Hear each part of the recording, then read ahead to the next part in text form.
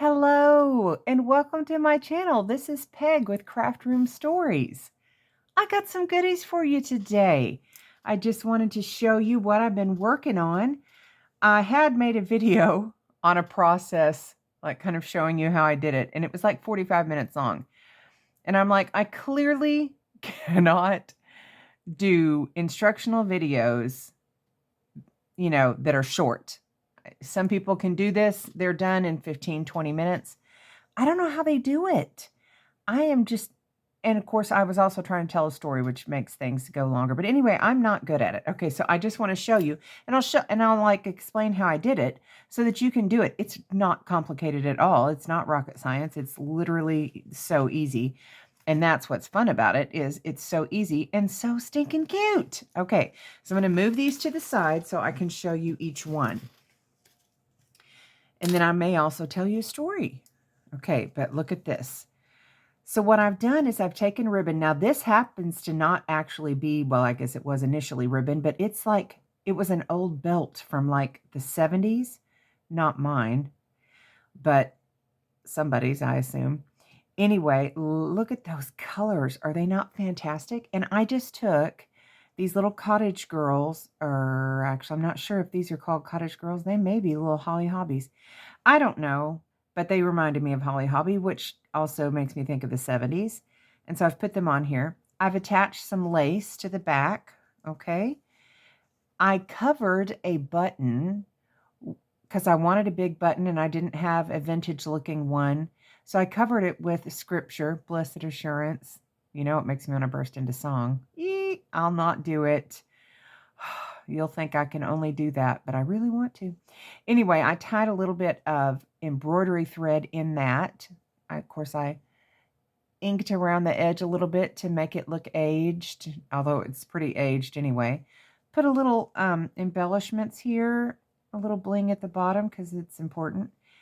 And how cute is this? Now this is just, can be used as a belly band or just to decorate the edge of a page or to make a pocket with. You could put this, on a bigger pocket or make it a narrow pocket. Lots of things you can do with these. But I love it. Okay, I can't even do these in any kind of order that makes sense. Some of them I have not embellished all the way. Like, for instance, ooh, I've got a little cut. Okay, not that you need to know that, but I just pulled it and it hurt. Okay, I have this little felt cutout that I got from like a thrift store, and I've put that on some mulberry paper, and then I popped on one of these. This is like an iron-on patch, but I just thought this made it look quite whimsical, and I may embellish this more if, like when I know what I'm using. Like if I'm going to do a children's book or something, I might choose to put an image from that children's book further down, but I didn't add any lace or anything to that because it just is more whimsical to me this way. Then I made one more whimsical one. Let me show you that one first, using also an iron-on patch. And then this lovely kind of, I don't even know what to call this. Some kind of, it's a stretchy kind of netting type stuff. And I've layered that on a white ribbon and a navy ribbon. I love orange and navy together. I don't know why, but I just do. And cut that in a little dovetail. And again, did not embellish this one because I do feel like this lends itself to a children's book. And so I'm leaving it like that. Okay, a lot of these have butterflies because I saw this idea from Tina from Shabby Dabby Doodah. Can you tell I watch her a lot? She's like my inspiration for craft. Not my only one. I probably watched her in the beginning more than anybody else because I love to listen to her talk. I love it. Anyway, and also she's really good about going, and this is what you should not do. Like, here's another how not to craft. And that cracked me up because I was like, oh, it's my life. So here's another one. I've taken kind of, this is like a paper flower, and I attached this to the top with another little paper flower in there and a little flat back pearl and some stickles. These are some flat back pearls, and then just made this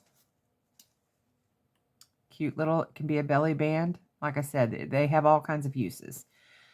Um, I love this yellow one. If you have any yellow fans. Now, I haven't done this yet, but I've got some little mica powders that I don't know if I can get that close enough. I'll try and hold it real still. I don't know if this has got little daisies in it. I don't have this particular stamp. My sister does, but she got it for Christmas and we made some stamps. But I'm going to go over this to make those stand out a little bit more. And this is a little piece of that vintage lace that I got from my friend Crystal and her mom, Connie. And then I've got just some little, this lace came from them too. And I put this on like a fancier ribbon, but I think I've made it vintagey with a little bit of sparkle. I love it. I love it. Pretty yellow. And I put lots of different shades of yellow in this so that it could be used, I think, in any kind of yellow journal. You don't have to just pick, it's a bright yellow journal or it's a, mustard yellow journal. I think it would fit with almost any of them. And I love that. And some of these are wider. Some of them are more narrow. We've got quite a narrow one here, but I've put a little crisscross different laces up at the top and a wax seal. And I didn't put any centers on the butterflies here. I may choose to do that later, but right now they're just kind of plain, but I really like it. And of course, the glory of the white. I mean, white. I looked at a white one and said white instead of purple. Good grief. Okay, the glory of the purple. And look at that wax seal. Is that not gorgeous? It's like oval. It looks like a frame. Yeah, I'm going to be highlighting that too. It's so pretty. I love this. I left this kind of plain at the bottom because I thought it might stick out a little bit. And I'm at the bottom of the journal, and I'm okay with that. And so I just kind of put the decoration more in the middle. Oh, I love this. Okay, I have to stop. Okay, so this one I put on some fabric that looks vintage but is not. And it's like this iridescent kind of ribbon that is kind of blue-green. So I picked some kind of blue and green. It may be picking up some glare. And then just put a little bow at the top with a little flower there. There may be wax seal. Why? Why am I have no ability to speak today. Glue threads, hot glue threads is what I'm trying to say. Okay, now I told you guys previously that I want to make a black and pale pink journal. Look at this. Look at the fleur-de-lis, Carrie the Paper Monkey. Look at that. Oh, I love this so much. It's very simple, but I just think it lends to such elegance.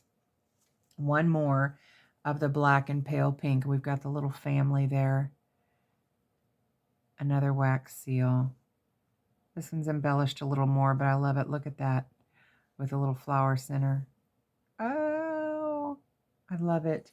Okay, y'all, this one may be the piece de resistance because I have never done colorless. I tend to, well, I mean, I did one journal that was kind of blacks and creams and browns and stuff, but I tend to like a lot of color. But this, I don't even know if the camera can pick this up.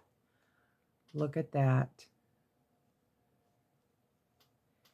It's all whites. Okay, so I've got a white ribbon, white lace, another piece of white lace, little white and diamante embellishment, a little white rose with a thread that's not white, little white bow, white butterfly, white little gem, white heart with a little white flower, and the white wax seal with a little silver cross. And Isabel made that, and it just turned out so perfect. Oh, I love it.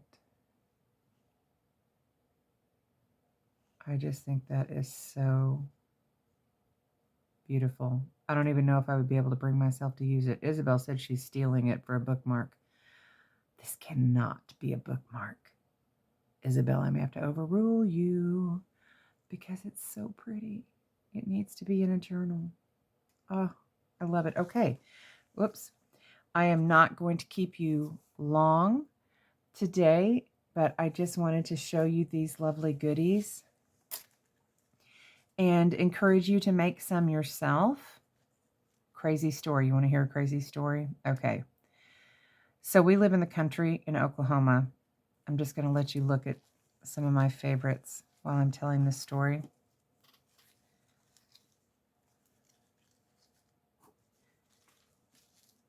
Okay. We live in rural Oklahoma, and we have snakes here. A lot of rat snakes, some poisonous snakes, though. Mostly timber rattlers and copperheads and water moccasins. Those are the three big ones that probably are the most prevalent here. Copperheads and water moccasins being like the biggest. And water moccasins, generally, you don't find them unless you're near the water. Anyway, copperheads, I'm freaked out. I can't handle snakes, okay, at all. That is like my big fear. Spiders don't bother me. Even big ones like tarantulas, not a bother. I don't want them on me. I don't want them crawling on me or anything like that. They can't live in my house rent-free. No, they need to be away. I'm not particularly fond of any kind of creepy crawlies, but I can deal with it, right? Okay. Except for roaches. That'll make me lose my gourd. But anyway, snakes, I cannot function. So we came home from going out to eat one night in October, mind you. Now, this wasn't this past October, but the previous October. And the dogs were outside, and we called them to come in. Gibson would not come in. And he was like running towards something, and then he'd back away, and then he'd run towards it and back away. And I'm like, oh my word, he's got a critter. He's got a critter. What kind of critter? Well, then, like, he picked up the thing and is slinging it from side to side, and it's slapping both sides of his face. I'm like, it's a snake. Oh my word, it's a snake. Okay, and I'm like screaming and hollering. My husband can't come quickly, and he couldn't do anything anyway because he can't really get down the stairs in the back because he's in a back brace. Anyway, and there's some steep stairs, but he's like, so I'm out there with just a rake and my cell phone and the cell phone light. I'm hollering at my exchange student, bring me a flashlight, bring me something, give me some help. She wasn't afraid of snakes, but I'm like Gibson's got a snake. And of course I didn't know what kind because it was pitch dark. And I was like, oh, okay, y'all. So I'm flipping out. I'm going out there and I'm like, okay, it's going to have a friend, because he would put it down and then he would run like to the other end of the yard, and and then he would like run at something and back up. And I was like, oh my word, there's two snakes. So I'm like flipping out. We've got a whole family of snakes in our backyard. I can't function. And I'm like wanting to lay in the fetal position, but yet also afraid for my dog, because what if it's poisonous, and I'm just like, la, la, la, la. I can't do it. I cannot do it. So, okay, I'm flipping out a little bit just telling this story. I can't. Okay, I have to tell it. It's not super funny. It's traumatizing, and if you can't handle snake stories, don't listen. Okay, so anyway, okay, I'm going to calm down with the pretties, and I'm going to calm. Okay, so I go out there, and I hear my neighbor driving by, and so I'm waving with my cell phone light, and they stop their vehicle. And they're like, do you need some help? And I said, yes, Gibson's got a snake, and I don't know what kind it is, and I can't do snakes. I cannot. So they're like, okay, just a minute. We're going to get a big flashlight and be right there. We're like, okay. So I'm like losing it, and I'm not trying to stay out there. I'm trying to get Gibson away from it. He's not doing it. He's like barking at this thing, and I'm like, can you pick it up periodically and shake it? Well, so then they came, and I have to get Gibson inside now because, a stranger danger. And he'd be like, do I need to protect mom? No, you do not. It's okay. Anyway, I may be shaking the thing because I'm like leaning on it. Anyway, so I get him in the house. I'm not even looking at him, to check him out. Okay, I get him in the house. And they come and he has either slung, shook this thing in half or bit it in half. It's only one snake, but it's now in two pieces. Oh, okay. I can't. Oh, okay. Thankfully, it was not poisonous. I'm so grateful. Oh, yeah.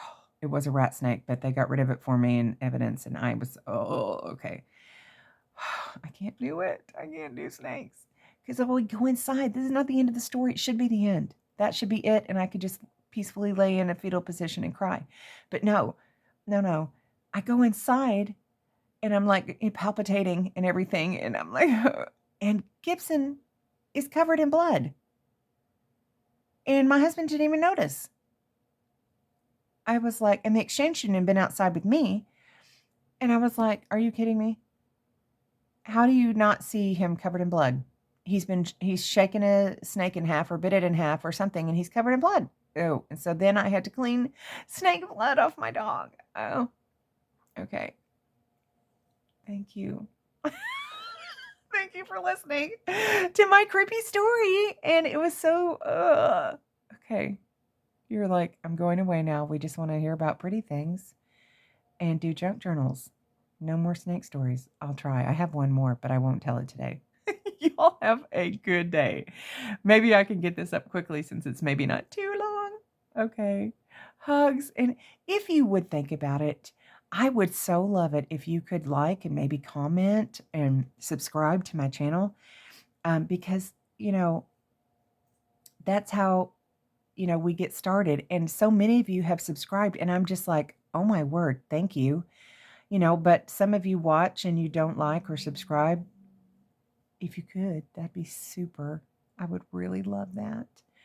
But thanks for joining me. And hopefully I didn't scare you off.